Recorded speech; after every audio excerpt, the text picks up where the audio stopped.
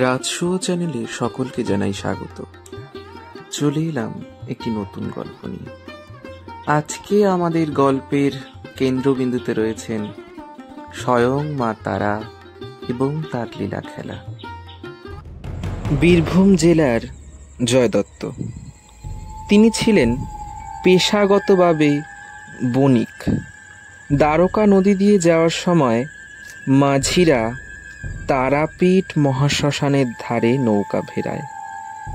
মন্দির সংলগ্ন কুণ্ডের জলে টুকরো করা শোল মাছ ধোয়ার সময় তা পুনরুজ্জীবন লাভ করে জলে অদৃশ্য হয়ে যায়।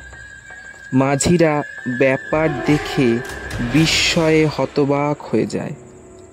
সন্ধ্যার কিছু আগে বণিক নৌকায় বসে হিসাব করছিলেন। এমন সময় কৃষ্ণকায় ছোট্ট একটি মেয়ে এসে তার নৌকার কাছে দাঁড়ায়। বারবার জিজ্ঞাসা করতে থাকে, তোমার নৌকায় কি আছে গো? কাজে বিঘ্ন ঘটায় বণিক বিরক্ত হয়ে বললেন, নৌকায় ছাই আছে, বুঝলে, ছাই আছে।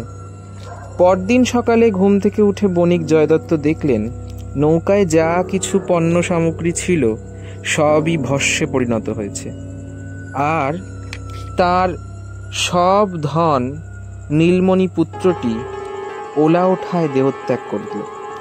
মাঝিরা শোল মাছের পুনরুজ্জীবিত হতে দেখে ভাবল, কুণ্ডের জলে বণিকের মৃত পুত্রকে ডোবালে সেও পুনরায় দেহে প্রাণ ফিরে পাবে। হলেও তাই, মৃতকে জলে ডোবানো মাত্র তার মধ্যে পুনরায় প্রাণের সঞ্চার ঘটল। বণিক এতে স্থান মাহাত্ম্য সম্বন্ধে নিঃসন্দেহ হলেন। রাত্রে দেবী তারিণী কুমারী রূপে ধরে জয়দত্তের কাছে সেই স্থান মাহাত্ম্য বর্ণনা করলেন।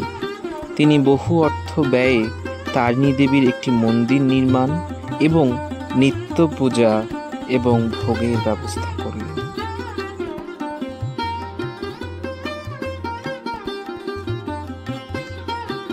এমনই আরো ভিডিও পেতে রাজশো চ্যানেলটি অবশ্যই সাবস্ক্রাইব করুন।